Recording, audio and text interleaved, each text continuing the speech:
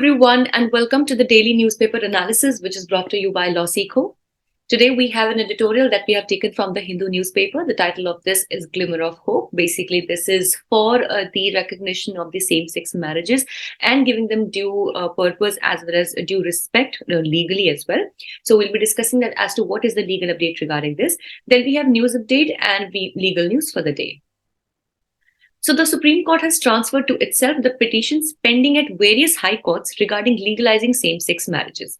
Now, as we know that Section 377 of Indian Penal Code was decriminalized, saying that the basically the homosexuality was decriminalized in India.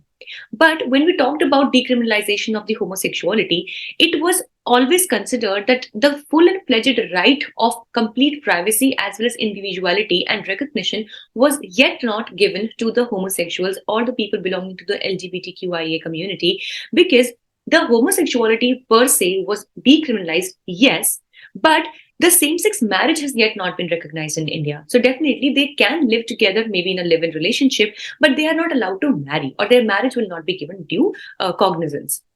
So the centre has been given the time limit of February 15th to consider the issue and let the court know if the same would be included with the Special Marriage Act. Now, as we know that in India, we have the Special Marriage Act, wherein the special kinds of marriages, basically the intercaste, interreligious marriages, they're all registered under the Special Marriage Act. So the centre has been asked by the Supreme Court the possibility that if at all, same-sex marriages can also be included within the purview of Special Marriage Act.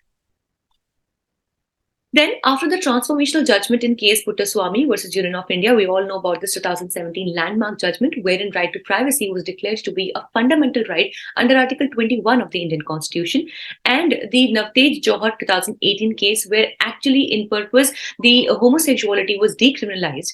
The courts have shown the way to end uncertainty regarding the rights of the LGBTQIA plus community. So definitely it can be seen that the court, through its judicial activism, also through its open-minded interpretation of the laws, has come forward with giving better rights to the LGBTQIA community and also ending the uncertainty and the ambiguity that lies within their rights. The petitioners have argued that denying the homosexual couples the same rights as the heterosexual couples deny them of fundamental rights as enshrined under Articles 14, 19 and 21 of the Indian Constitution and Article 16 of the Universal Declaration of Human Rights. Now let's look into this with a deeper inspection. Article 14 of the Indian Constitution talks about right to equality.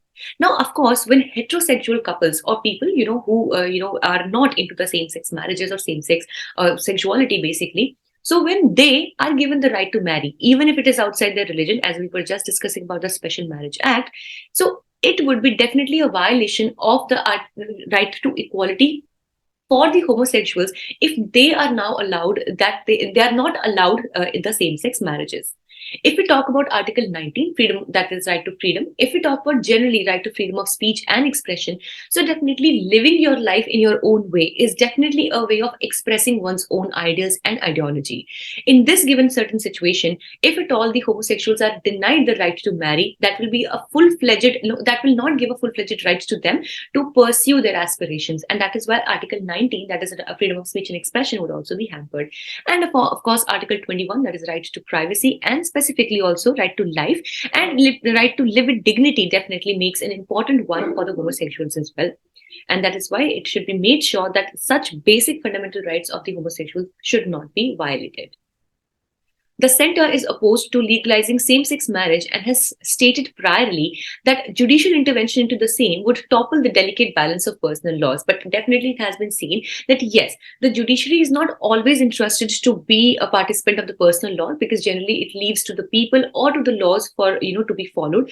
But yes, at times, as in the case of Navtej Johar for the homosexuality and decriminalization of the very same, definitely the court has taken a very proactive step, and such steps, instead of toppling, rather, I think that they create the balance. And that is why here I would like to know your opinion as well, that do you also think that if the judiciary intervenes, if we can use this word, if the judiciary comes into such matters, do you also think that the delicate balance of personal laws is disturbed?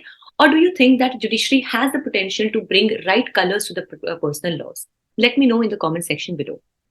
Further, the provisions of sections 5, 6, and 7 of the Special Marriage Act require the parties to a marriage to issue notices and call for objections. That is, that before they get married, before they get the registered marriage done, so they have to put it in the open forum that they are getting married, and any kind of objections are brought forward by the people. Now, the same has been contended as a direct violation to right to privacy as well, because definitely, for that matter, marriage is quite a personal affair, and if we have to, engage the people or endorse it around some kind of public activity, then definitely it's a violation of right to privacy as well. So this needs to be pondered upon too. Now, if India moves to legalize same-sex marriage, then India shall join 30 other countries which have already legalized it. Here, I would like to ask you that can you name any one country that has legalized the same-sex marriages? With this, let's move further with the news updates for the day. Firstly, Republican Kevin McCarthy is the new US House Speaker. So, Republican Kevin McCarthy was elected Speaker of the US House of Representatives after making extensive concessions to right-wing hardliners that raised questions about the party's ability to govern. McCarthy's victory in the 15th ballot ended the deepest congressional dysfunction in over 160 years, but it sharply illustrated the difficulties he will face in leading a narrow and deeply polarized majority. Sure. Secondly, Astro Tourism, a sky-gazing event. So, National Council of Science Museums, in association with Nehru Memorial Museum and Library, organized Astro Tourism, a sky-gazing event at the Delhi's India Gate. The event was inaugurated by Minister of State for Culture, Arjun Ram Meghwal. The Astro-tourism event includes various activities like astro talks by expert astronomers, an exhibition on astronomy, storytelling related to celestial objects, an experience of using the telescope to see the craters of the moon, astronomy activities, a photographic panel exhibition, and astrophotography. So definitely this is going to be a very engaging and interesting event for all the viewers. Thirdly, Sania Mirza to retire after WTA, that is Women's Tennis Association 1000 event in Dubai.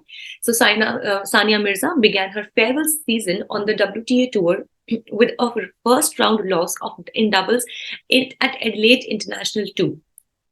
Sania and her Kazakh partner Anna Danilina went down 6-3, 3-6, 6-10 to the top-seeded Czech-Australian pair of Barbara Krejcikova and Storm Hunter. Sania is a former doubles world number 1, and she has also won 6 Grand Slam titles together in women's and mixed doubles. Fourthly, Pranesh becomes India's 79th Grandmaster. So Pranesh clinched the title of the Rilton Cup, the first tournament of the FIDE circuit, to become India's 79th chess Grandmaster. The 16-year-old Pranesh crossed the 2,500 rating threshold and became a Grandmaster, having completed his 3 norms before the Rilton Cup. Fifthly, Northeast Krishi Kumbh 2023. In Meghalaya, Union Minister for Agriculture and Farmers Welfare Narendra Singh Tomar inaugurated the 3-day Northeast Krishi Kumbh 2023 and took part in the 49th Foundation Day celebration of the ICAR, that is the Indian Council of Agricultural Research, complex for NEH region, that is the Northeastern Hilly region, in UEM. The minister also inaugurated the Administrative Academic Block Office and Girls Hostel of the College of Agriculture at Kredemkulai, Riboi district. Sixthly, logo and mascot of the National Youth Festival. Chief Minister Basavaraj released the logo and mascot of the National Youth Festival to be held in Hubali, Dharwad. The theme of this year's Youth Festival is Viksit Yuva, Viksit Bharat. And over 7,500 delegates from all over the country are expected to participate in this event. Prime Minister Narendra Modi will inaugurate the festival in Hubali on January 12th to coincide with the birth anniversary of Swami Vivekananda. Seventhly, CJI, that is Chief Justice of India, D.Y. Chandrachud, to be conferred with Award for Global Leadership. Chief Justice of India, D.Y. Chandrachud, has been selected for the Award of Global Leadership by the Harvard Law School Center in recognition of his lifetime service to the legal profession in the country and around the world. Justice Chandrachud obtained an LLM degree and a doctorate in juridical sciences from the Harvard Law School in the United States. Let's see what do we have for legal updates today. Firstly, Kaleshwaram lift irrigation project. So the Supreme Court clarifies status quo order. So in the case of Sriram, Gangajamuna and others versus state of Telangana and others, the Supreme Court issued some clarifications with respect to its order dated 27th July 2022, directing status quo on the Kaleshwaram lift irrigation project, including the land acquisition process. The bench comprising Justice K.M. Joseph and Justice B.V. Nagaratna noted that the status quo order dated 27 July 2022 would not stand on the way of the applications made by the state before the Godavari River Management Board seeking approval of the revised detailed project report, or, as a matter of fact, any other applications made before other competent authorities, which are to be processed strictly in accordance with law. Secondly, adverse inference cannot be drawn against a plaintiff merely because he did not produce his bank passbook, says the Supreme Court. So, in the case of Basavaraj versus Padmavathi, the Supreme Court observed that the adverse inference cannot be drawn against a plaintiff in a suit for specific performance for not producing his passbook unless he was called upon to produce it. This was all for today. Thank you so much for staying tuned with LawSikho. We hope you liked the session. If you did, do not forget to like it. Also, if you wish to download the PDF of today's slides, you can join our Telegram channel. The link is there in the description box below, or you can also scan this QR code that you can see on your screens right now. Thank you so much.